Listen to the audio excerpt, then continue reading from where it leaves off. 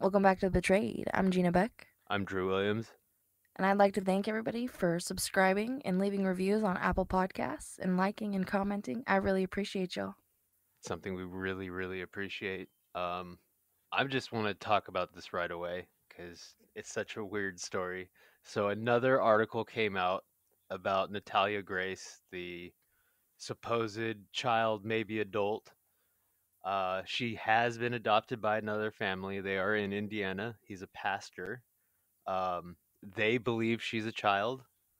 They're trying to get the former parents involved to get her birth certificate changed back to 2003 because they believe she's a teenager. Yeah, it's very, very, very, very strange. I got a lot of this information from a YouTuber called Ready to Glare, and she links everything to what was it? Something like Daily UK or something like that. Yeah, dailymail.co.uk. They're the ones that Yeah. really have been covering it the most, and she has apparently been trying to go to school, and then I've read other articles that she has been attending adult GED classes, so it's kind of conflicting. Um, I still don't know what really you can believe about it because you have multiple places all saying things, but you have nothing definitive. But it's real. There's also an Yeah. updated picture of her. Yeah, I saw the Daily Mail article on her, and I watched some of that YouTube video because you sent it to me, and it just blows my mind that uh that it just even all of this has happened in the first place. I had to go and rewatch the movie Orphan on Netflix last night because of this situation, and it just freaked me out. Oh, And I'm like, it's I couldn't imagine I didn't being even think to in that look for The Orphan situation. on Netflix. I gotta watch that tonight. You have to go watch it. Especially Yes. after this. Yes. It's so It's creepy. a But great movie. that's what a lot of people say, but it's kind of terrifying there might be a real one out there. Very. It's it's eye-opening. Anything can happen, literally. It's surreal. But if I hear anything else, I will definitely talk about it because I think it's so weird and I think a bunch of other people feel the same way. But as far as we know, she's living with another family in Indiana trying to get her birth certificate back to being a child. Yeah, I'd like to know as much as I can about that situation. It's very interesting to hear about. And I hope that if she did harm anybody, I hope that they're okay. And I hope that if she is really a child, that she gets the proper guidance in life. Yeah, yeah. I don't. I mean, we joke and laugh about the situation, but if it is a child, that's pretty terrible, and she does need actual help. Either way, she needs help. But Oh, yes. A either lot. way, but it's enough about Natalia Grace. Yeah, this podcast I'd like to talk about dangerous apps and apps that predators lurk on and things like that because the existence of social media apps have become a very big part of our daily lives. And in just a little over a decade, various online platforms and social media apps were created to serve a variety of purposes too. Admittedly, these platforms have changed the way we connect and communicate. How many apps do you use? I'm trying to think. At least three or four, 4 or 5, maybe. I could say I use 3 or 4 daily, but I mean, I have like 12 or 15 on my phone that Oh, I don't, you that got I like don't even, complete apps? Yeah, I've got like 20, something like that. yeah, a lot, right? And they transform the way that we share information, by breaking through barriers that used to limit us from doing tons of things. Now we are closer to each other than ever, like wherever we are in the world, too. I mean, I have friends that are in Switzerland and Australia, and it's amazing how we can just pick up the phone and call anybody like that. Unfortunately, though, what used to be a harmless medium that connects people all around the globe has been tainted. Just this year, alleged reports of social media apps and video gaming platforms being used as a means for sexual predators to lure children and minors. And I know that at firsthand from decoying and catching these sickos. And I want to touch on it because not a lot of people are talking about it. There's news articles, there's people out there that are still catching predators and stuff like that, but there's nobody really showing the apps or talking about the specifics of the apps. And I just saw an article recently of someone, a child, right? Met someone on Snapchat and he took his parents' car and drove. I saw that article. It's like Yeah, 200 miles drove. or something like that, right? Yeah, drove to go meet up with the guy and had no idea who either of them were. They just met online. It might be funny that he took his parents' car and drove. I mean, at 11, were we even thinking about taking our parents' cars and driving? No. Didn't didn't But didn't he use Snapchat? Wasn't that what he yeah, used? yeah, but he used Snapchat, and it's just very dangerous. Things can disappear, and you have to know how to use apps like that. And location can be turned on, and you're on this huge map, and people can pinpoint exactly where you are if you don't know how to turn that off. Well, I think a It's lot of people don't realize that a lot of times when you download the app, you have to manually turn it off, I believe so. It might have changed now, but I believe it used to just be open when you downloaded it. Yeah, and they're using the apps to participate in child pornography and human trafficking. It's all been confirmed, and I know that there was a time where one of our decoys got sent child porn, and it got turned in right away. And the cops took the cell phone and they obviously observed everything and they built a case on it. But he thought that she was a minor and he was sending that to what he thought was a minor.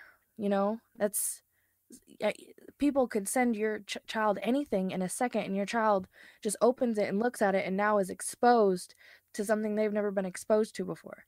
No, And that's it's when you were decoying, I know that because we would catalog chat logs, you guys would use different apps. What did you guys use the most? personally, I used Whisper the most, and amongst others, they used Whisper as well. And also, there's one called Moco Space, and they used Meet Me. I like to use the anonymous apps the most. I don't like to say I'm older and then change my age. I like it to be anonymous. That way, right when they ask me how old I am, they don't assume that I'm older. They can't. There's no age on my profile. So I like to use those ones, but there are tons of apps, and then they always resort to going to Kick or a second app like a text now number, or they want the phone number that you're using, which we do use text now, but they would assume that it's their real one. Obviously, I've even lied and said it's like a home phone because I can't text or something like that, right? But yeah, and they always want to go to Snapchat and Instagram. Oh, Instagram, really?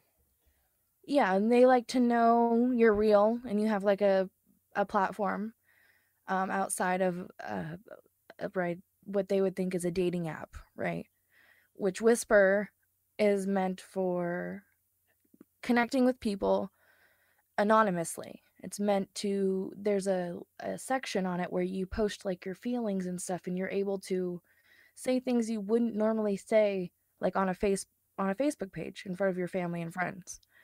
And people have used it more so for dating or hookups, or they've changed the platform of what it's originally meant for. Whisper's not originally meant for dating. It's meant for saying your feelings anonymously and talking to people anonymously, comfortably. Like, say I didn't know your name and I couldn't trust my friend to tell them that I I just that I I just did something with my parents' car, right? So I go on Whisper so I can vent about it. I That's what didn't even people. know that's what the app was initially made for. Yeah, not initially made for dating. It's not a dating profile, but it's meant to just connect with humans anonymously. Like they have another anonymous app that's called like this. Is it called the Sarah app or something like that? But it's even more anonymous, and you just post like just a sentence, and people can reply back to it, and you don't even know who the people are replying back to it, and On Whisper, though, you can find out who each other are. Like, as a decoy, I was able to get pictures, age, name, social media platforms, what their car is. On that app that I was just mentioning, it's just specifically for replying to whatever the sentence is. It's way more Anonymous.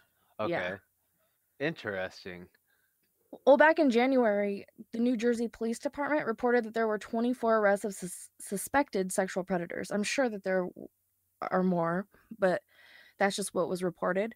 And they were, excuse me, caught targeting young people in various online platforms.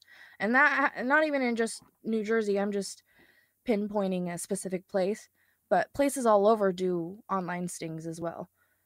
And in June, the Henderson Police Department officers also arrested a man who is suspected of coercing minors to engage in sexually explicit conduct online, which happens every single day. And just last month, a Rogue Valley man facing charges for attempting to use a child in display of sexually explicit content and second-degree online sexual corruption of a child. He was arrested for targeting a girl online.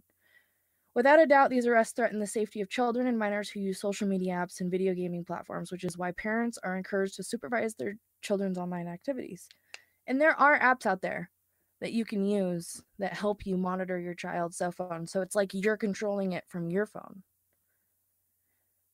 You know what those apps are? Yeah, You know, like Custodio, things like that. yeah, Qustodio is most used, and it's, I think, connected to iPhones, right? I Or do you have to believe. download it? No, I think you have to download it. I believe you have to download it. Because I've never paid for it, but I know that it's one of the absolute most trusted ones and most used. Something that's connected to iPhones is I'm pretty sure it's like a GPS tracker. Like if you have like a family plan or something like that, I'm pretty sure my aunt has it. She can see where everybody in the family is Yeah, at the that time. that is on Apple phones. I forget how you do it because I don't have it set up on my phone, but I know my brother and his wife, they both have each other, and my parents do too. They have each other's Yeah, locations. It's not a bad yeah. thing. No, not at all. Because something that you should do is go to watchdogs.com and type in your address or type in the school's address, or maybe your child likes to walk to a park or a school. Um, or a grocery store or maybe their grandma's house, but they take this certain path to that specific location every day or once in a while. What you can do is you can go to watchdogs.com and you can type in the address or look up the route that your child takes to go to wherever and see what sexual predators live on that street, and you can just be able to reroute your child so they're not going by houses like that. And then that app that's on the iPhone, and I'm pretty sure they've got to have other ones that you can download for Android and stuff Yeah, like I was gonna that. say Android has to have an equivalent. Yeah, and use them. And when your child says that they're going to go somewhere, make sure they're going where they're going, and it's just safety. You're not prying or No, you're invading protecting your privacy. child at that point. Yeah. And a lot of people wouldn't even realize that they have a tracker on their phone or something like that. So if something did happen, you have a good advantage of finding them. But that being said, the Department of Public Safety issued a warning against various apps being used by pedophiles and predators to target and lure young people online. Um, I know that there's also apps that people wouldn't even think of. There's one called Rando Chat. Have you ever heard of that one? No. How is it pretty new? No, it's not new. I've used it in the beginning when I started decoying, and it's anonymous, age and everything, and you just talk to random people. They just like randomly pop up on your screen, and if they're done talking to you, they next you, or you can next them. But there's no information, no profile. They just are randomly on your screen, and you just randomly are talking. Oh, it's like an actual video stream? Nope, not video, just chat. Just chat? Okay. Yeah. But they have dating and chatting apps like Kick, Scout, Whisper, Grinder, Tinder, Chat Avenue, Wishbone, Chat Roulette, Omegle, Pal Talk, Yubo, Hot or Not, and Down, capital DOWN. They are being used by online predators to target vulnerable minors. In fact, detectives were able to track down and catch um, and arrest suspects through the use of some of the apps mentioned above. Those Interesting. are those are some. I mean, there's tons of apps out there. I feel like anything that has a, a way to chat with someone else needs to be monitored at all times. Video games, things on the phone, One of tablet. the newer ones that I know that people don't realize, and it's like recently started getting released, is TikTok because it has that duet mode. Yeah. And also, a lot of children are using that to dance and stuff like that. So predators are lurking and enjoying that, unfortunately. I didn't even think of it like that. That's really Even disturbing. video game Yeah, even video game platforms are disturbing too. Like, it might sound surprising to parents, but they have the microphones and they also have message inboxes, so you should be aware of Fortnite. I'm pretty sure it's a Vakin. Is it a Vakin or a Vakin?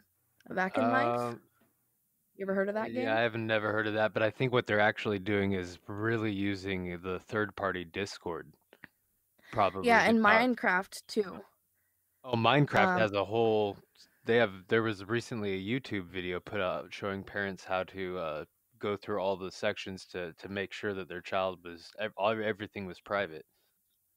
Yeah, and also Discord, like you said, it's a gamer chatting platform, and it also reported to be a tool used by numerous sexual predators online.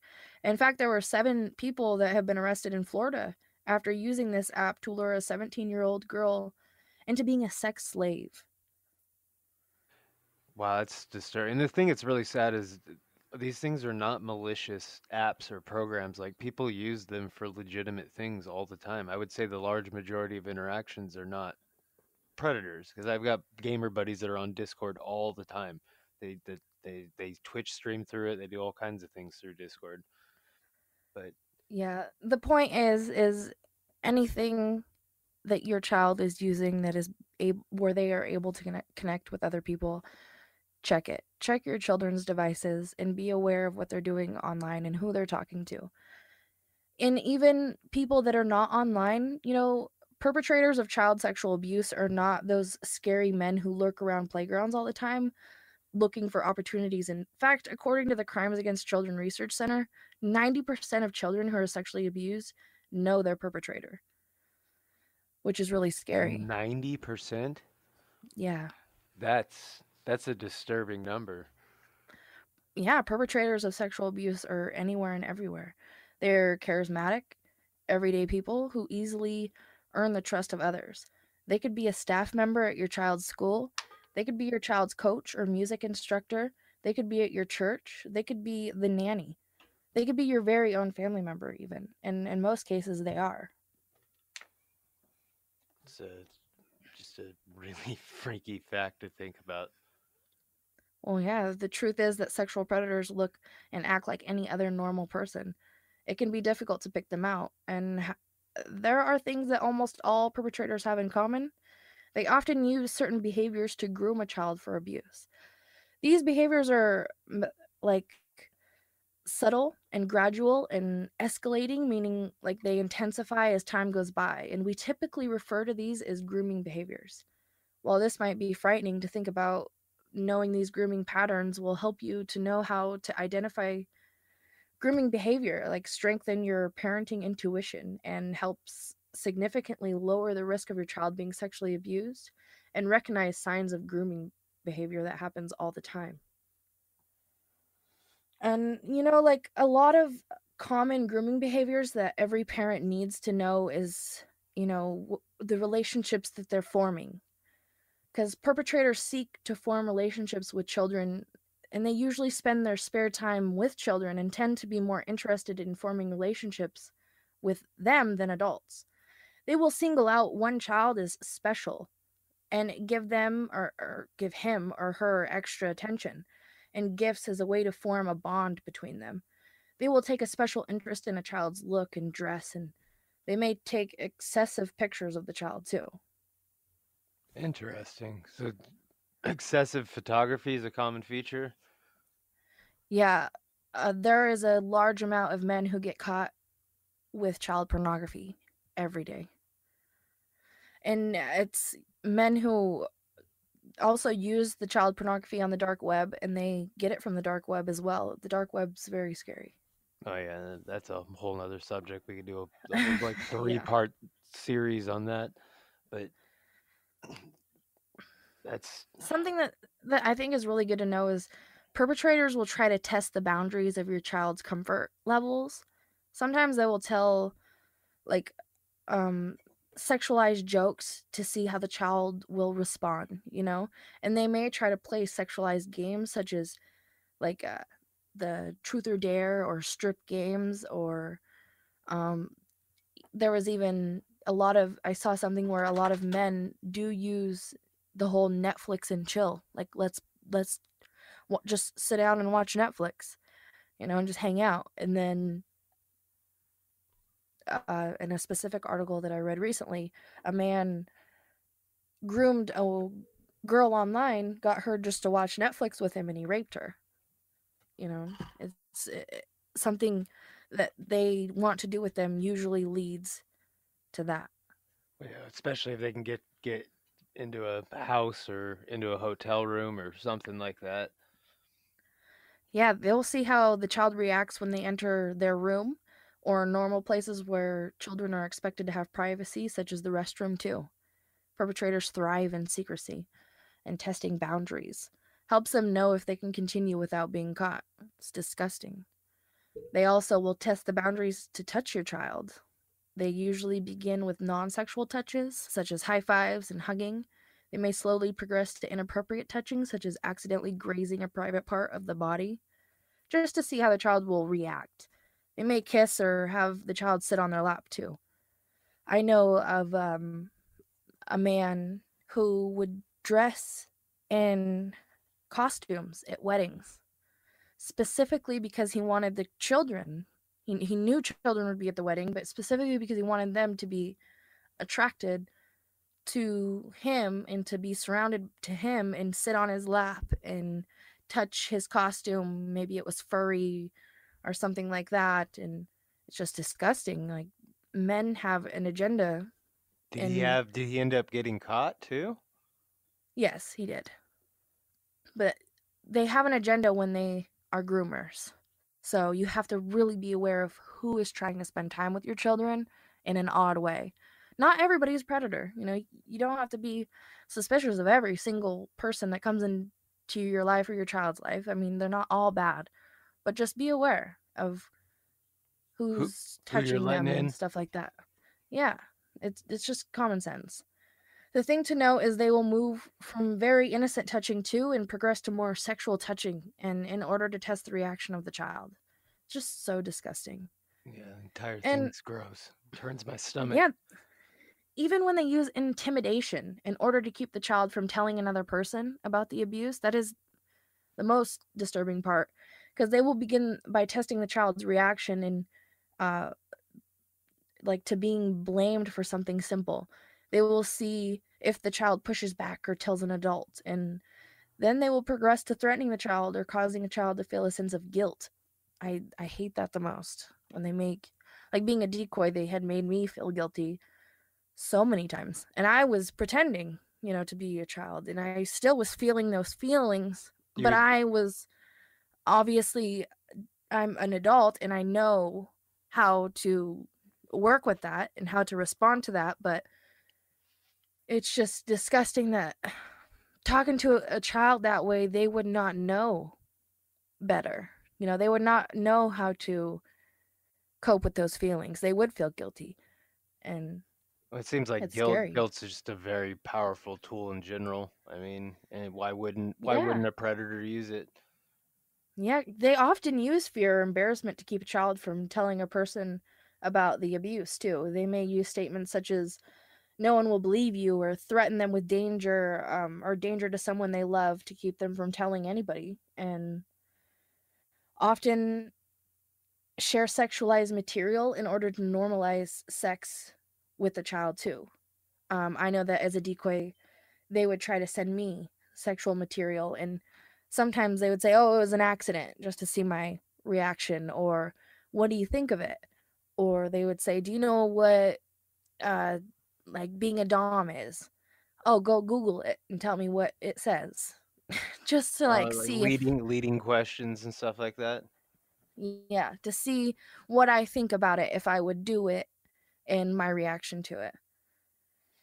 Um, but they will use like sexual terms too freely in the presence of your child. They will show sexualized pictures or videos, like I just said, and they will often begin a sexualized relationship through messaging or texting first. It's gross, and perpetrators will look for any communication channel to communicate with a child secretly too. Like I said earlier, Kick, a secondary app where you can talk to them, such as a text now number or a cell phone number. Not often do they like to talk on the phone. Often these interactions begin online. They often encourage texting, emailing, and all calls to be secret. Remember, perpetrators thrive in secrecy, so they will always encourage the child to keep everything silent.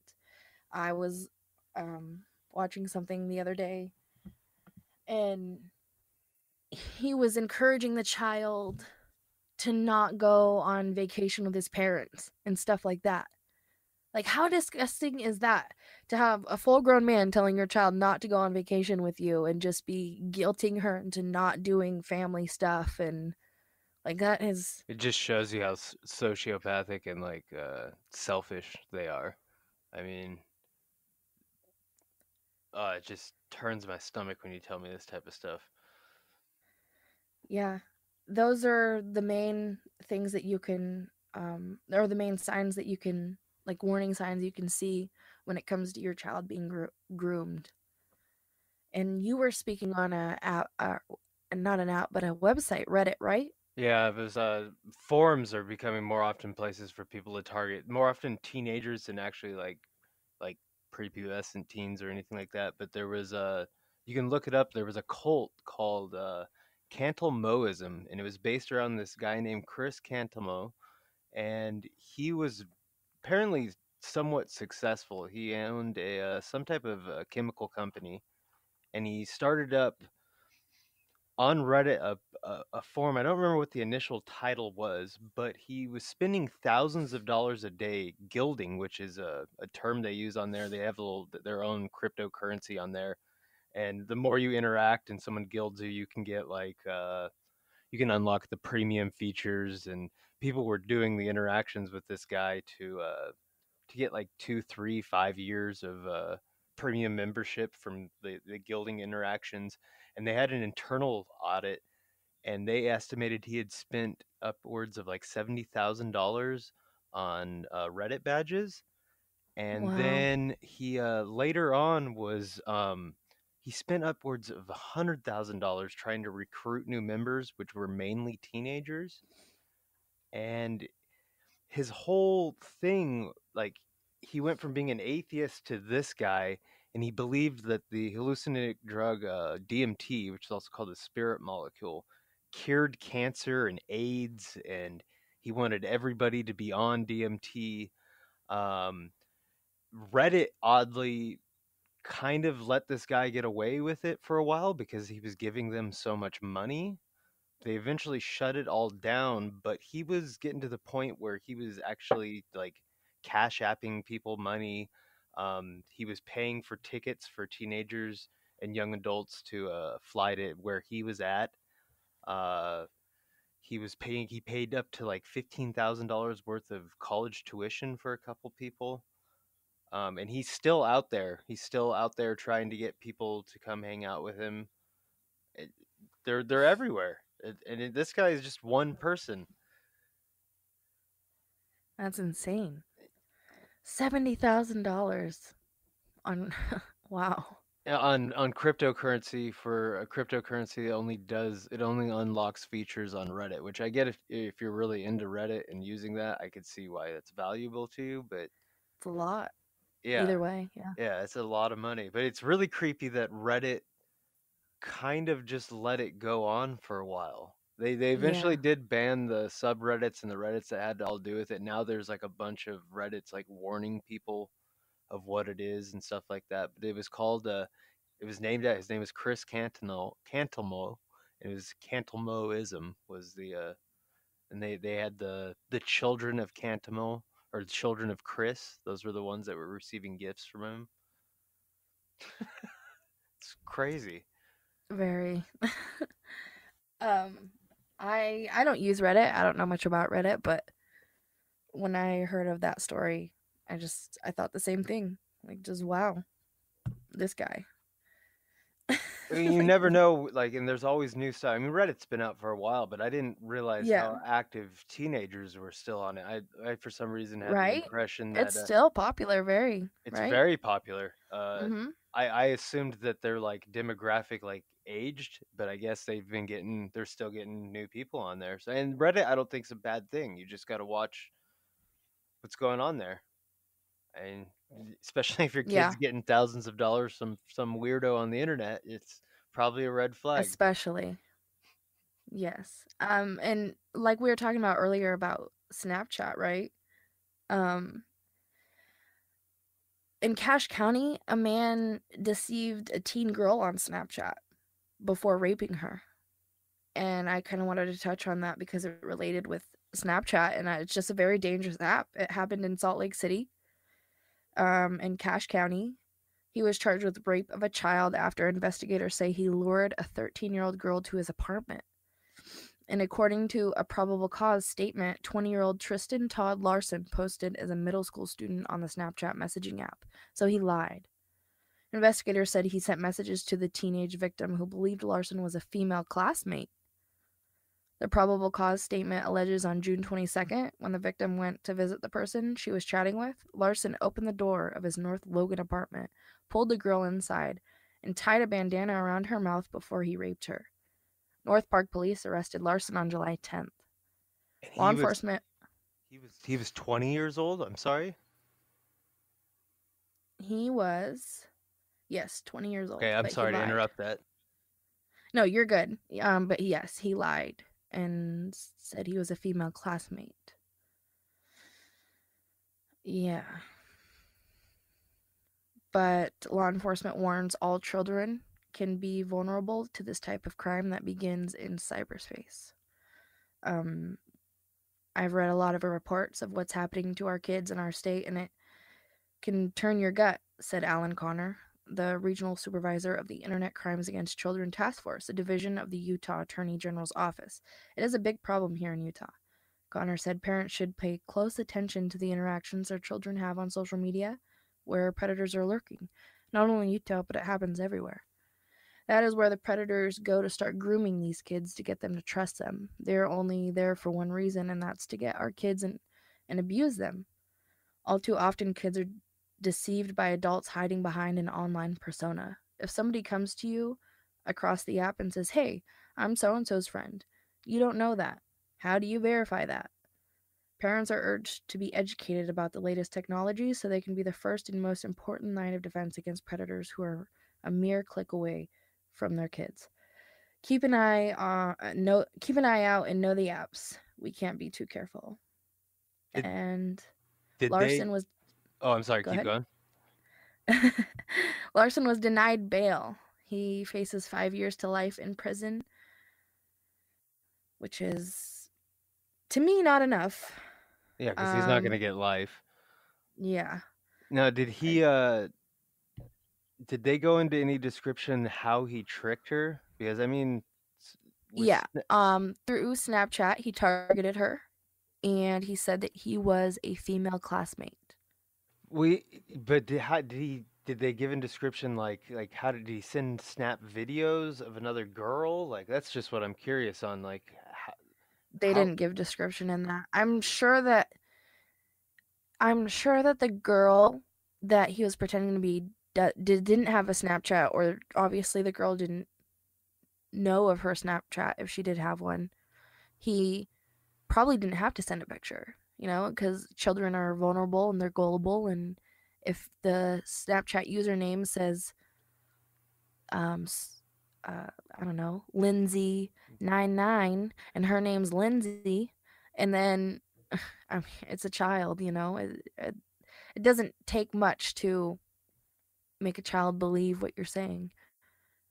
Like as an adult, I would say, okay, well, send me a picture.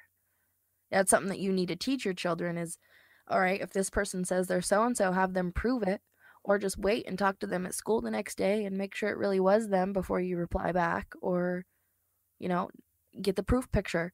And even if you get a proof picture, there's ways where people can take pictures off of another phone to make it look real. So maybe even be more descriptive and say you want them to touch their eyebrow, or you want them to put up 5 fingers and set up their phone to do the picture where it takes the picture by itself. Do 5 fingers and touch your nose. Do something a little complicated so they can't just steal something like a peace sign picture offline or something like that. And something so simple. But something so simple could be such a great defense. Exactly. Something else that I wanted to touch on is we spoke on how predators are online, and we spoke on how they are commonly family members, and 90% of people who are sexually abused know the perpetrator. In this instance, the predator was a stepfather, and he held her captive for 19 years. 19 years. That is such a long time, and that is such a lot. It's a lot of life that you miss out on, and Was a this lot of time that you're being abused. because there's actually quite a few of these if you look up these. There's one in Austria I know where he kept his stepdaughter for something like 17 or 18 years in a hidden part of the Wow. house. That's that's incredibly disgusting. This was taking place in Oklahoma that I'm talking about. It was Rosalind McGinnis. She was 12 years old when she left her middle school in Oklahoma for the last time, and ever since she was 10, her stepfather, Henry Michelle Piet, had been sexually abusing her since she was 10 years old. Just a little thing. She would later tell investigators on January 31st, 1997, he sent his son to pick her up from school in a small gray pickup truck and took her to a hotel room in Tulsa. It was about 2 hours away. And at first, Piet told McGinnis that her mother would be joining them, but once they got out of town, he said that her mother didn't want her, and she was now a runaway. She would be in serious trouble if she ever went back home, he said. I didn't know what was happening, McGinnis later told a news station. The next thing I know, my mother's not there, my brothers are not there, and none of my family is there, and I am by myself with this man. Nearly 2 decades would pass before the nightmare finally came to an end. During that time, McGinnis was repeatedly raped and abused by Piet, who forced her to take on fake identities and earn money as a panhandler as they traveled around the United States and Mexico. Federal prosecutors say she gave birth to 9 of his children, starting when she was 15 years old. Finally, in Whoa. July 2016, she managed to flee to a U.S. Con- cons- Consulate? Sorry, I messed up consulate in Mexico and asked for help. I lost my place and then I went back. On Monday, the U.S. Attorney's Office for the Eastern District of Oklahoma announced that Piet 63 had been found guilty of kidnapping and travel with intent to engage in a sexual act with a juvenile. He also had been charged with lewd molestation, child abuse, and first-degree rape in Oklahoma. Potentially faces charges, which is life in prison. I know this verdict cannot heal the countless wounds infected by the defendant, U.S. Attorney Bryan said in a statement. It should prevent him from ever inflicting more. McGinnis grew up in Springfield, Missouri, where she was an honor roll student who played the violin and hoped to be a veterinarian when she grew up. She told KSHB her mother, who had split with her biological father, was handing out flyers for a neighborhood watch when she met Piet. They quickly became friends and then more. When McGinnis was 10, Piet moved the whole family out to Oklahoma. She now suspects he did it to isolate them from their relatives. He knew exactly who to target and how to get what he wanted. By January 1997, when McGinnis was abducted, her mother had left Piet after less than a year of marriage and moved into a women's shelter for victims of domestic abuse. As soon as McGinnis failed to show up after school, her mother notified police that the sixth grader had been kidnapped. I hate this Piet guy. This is wow. That is an absolute nightmare. What hell she's gone through. I mean, there's Yeah. nothing that you could ever do to repair that. I mean, that's so much time lost. Yeah, he forced them to beg and steal to fund their life on the run, too, and made them use fake names, beating them if they slipped up. McGinnis was molested nearly every day before leaving Oklahoma, and when she was still only 11, Piet had married her. Yeah, in a wedding ceremony performed by her teenage stepbrother, who later told investigators that he had been programmed by his abusive father.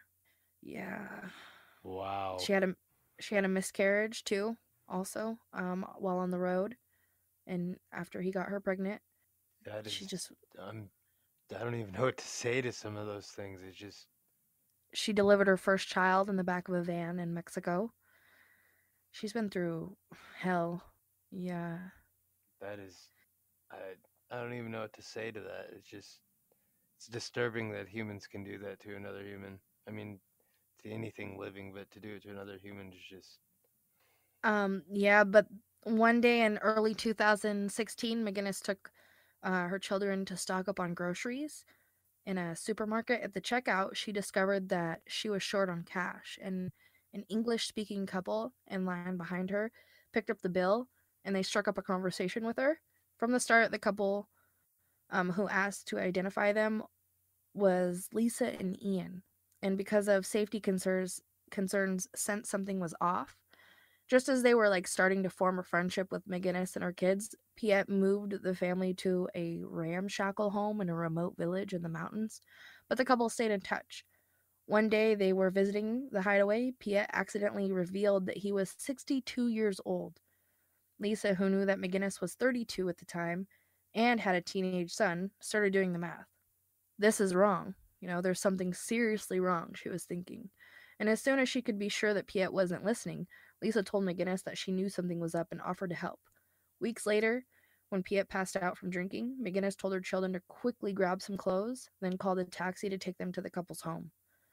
Up until that point, Lisa told KSHB, the news station, McGinnis had told them her name was Stephanie. But 2 weeks into her stay at their home, she admitted that she was really named Rosalind McGinnis, and the man who they had known as Bill was her stepfather, Henry Piet. Lisa searched the name on her computer, and the missing person flyer popped up. The resemblance to McGinnis' children was uncanny. She turned to me and said, I've been waiting 20 years for somebody to do the math and figure out that a 15-year-old or 16-year-old shouldn't have babies like this.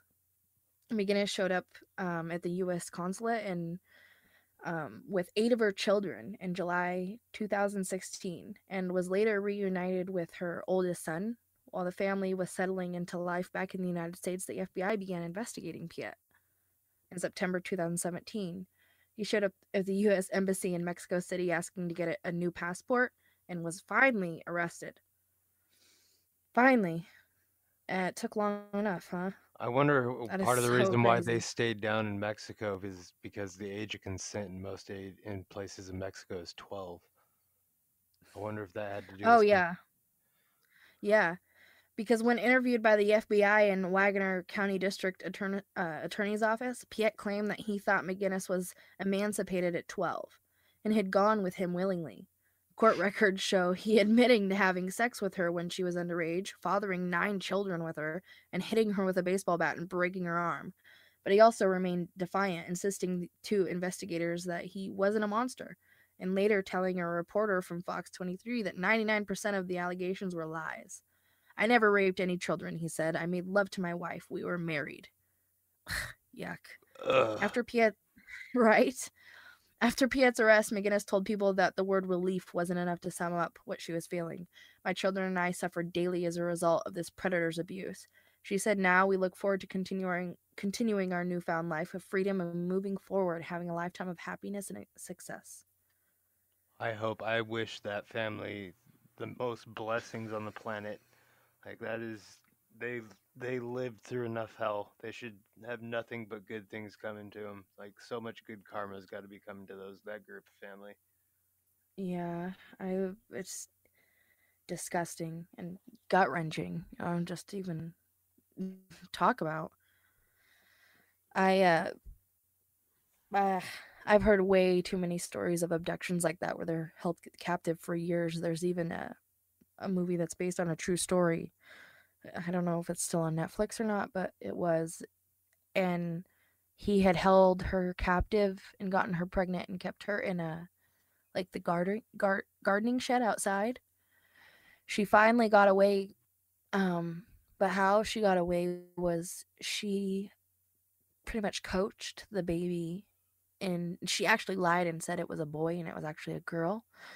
But she said it was a boy so that he wouldn't rape her as well. And so like she had her look like a boy all the time and stuff like that.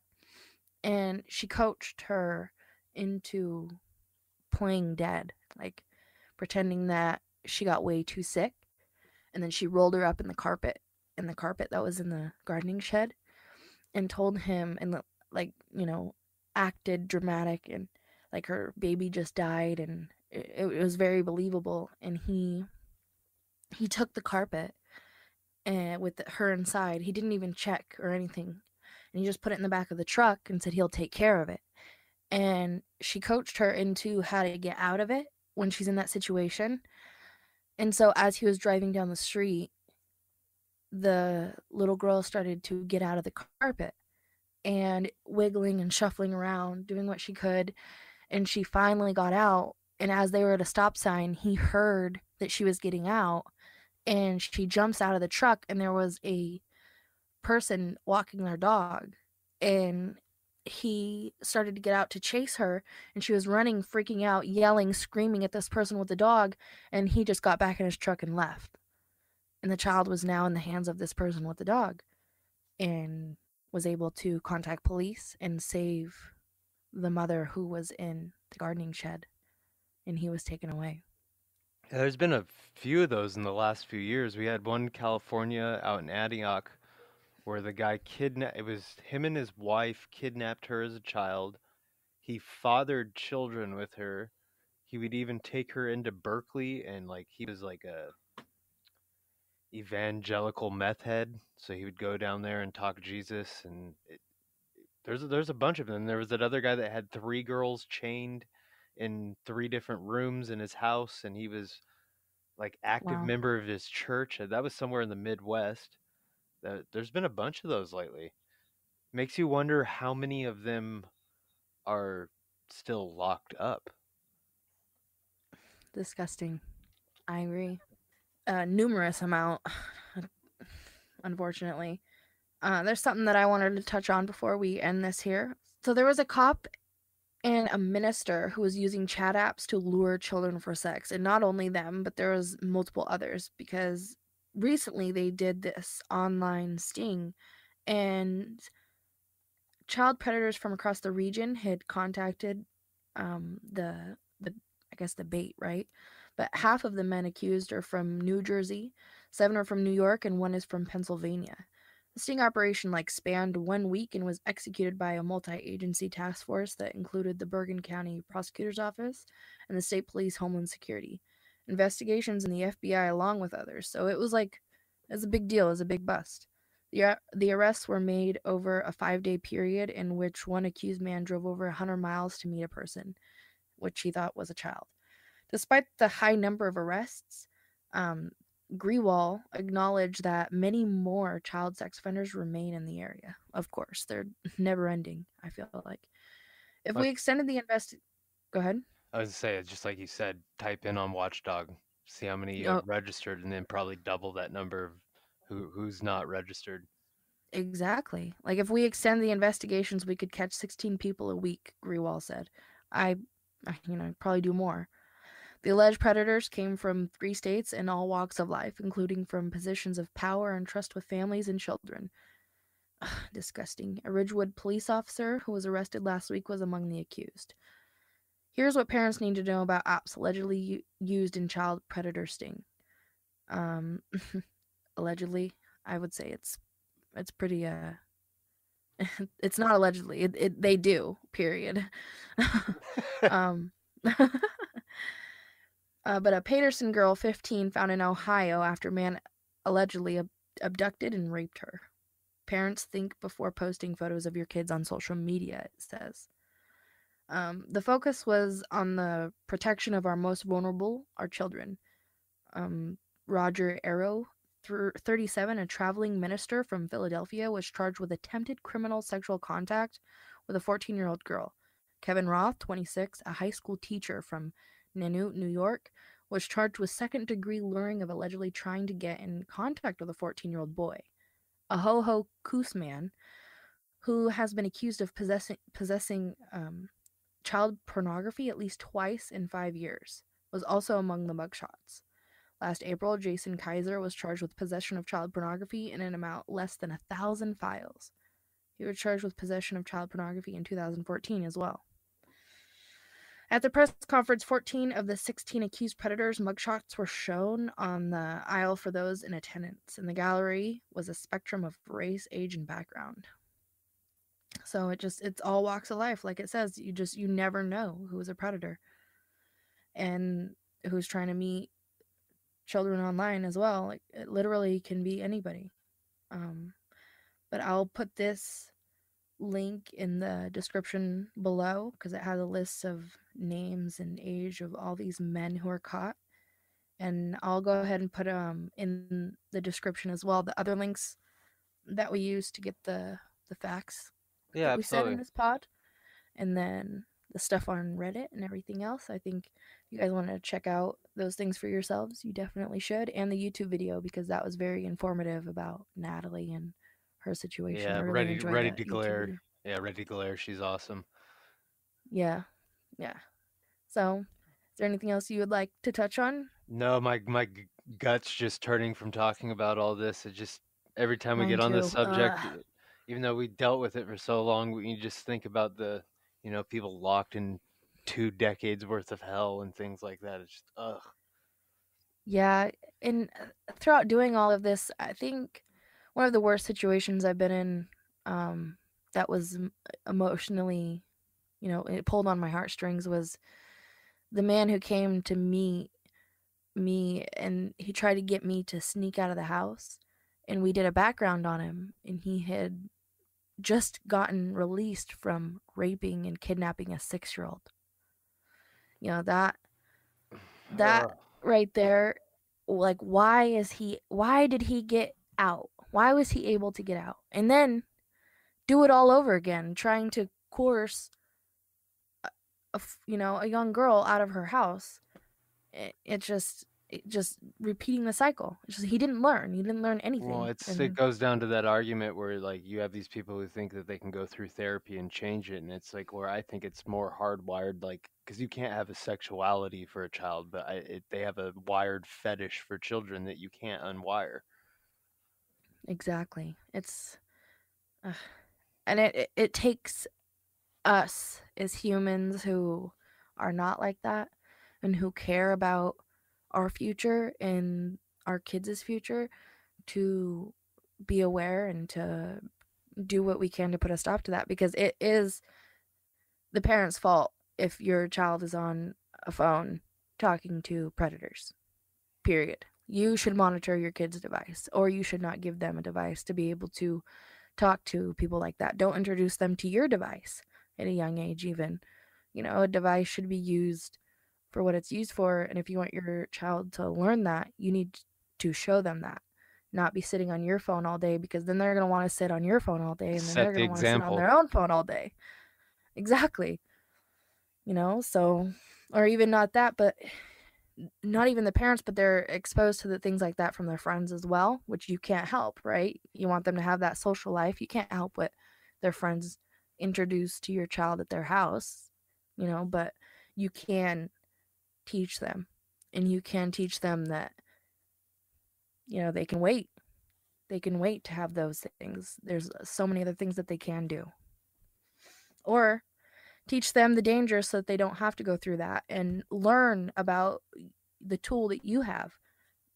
Put apps on your phone so that you can monitor their phone. Learn more about it. Don't just buy it and be like, yeah, this is for texting and calling and Facebook. We'll link that too. We'll link Qustodio because that's one that most people know. It's a known one. We'll link Qustodio in the description. And Watchdogs too. Absolutely. Yeah, for sure. Yeah, but your phone's not just used for basic things like that. It's actually used for a lot more than some people would think. And you wouldn't think that predators use it for the reasons that they use it for. So just, be aware. And if you have any questions, you can always message us. We'll leave our Instagram in the description. You can message us there, and we'll answer any questions you have or lead you in a direction to use the apps that we mentioned if you don't know how to, or if you want to learn more about your cell phone even, or something like that. There's a lot of people who don't know how to use a phone and find certain things that are dangerous and, be able to know what those things are. So if you need to be taught, just reach out. Absolutely. We'd love to help. Yep, so I think that'll do it. I'd like to thank you all for listening. I'd like to thank you for liking, commenting, and subscribing and leaving reviews on our Apple podcast. We'd really love y'all and appreciate y'all. Banana Cats. Much love, fam. Banana Cats. Peace.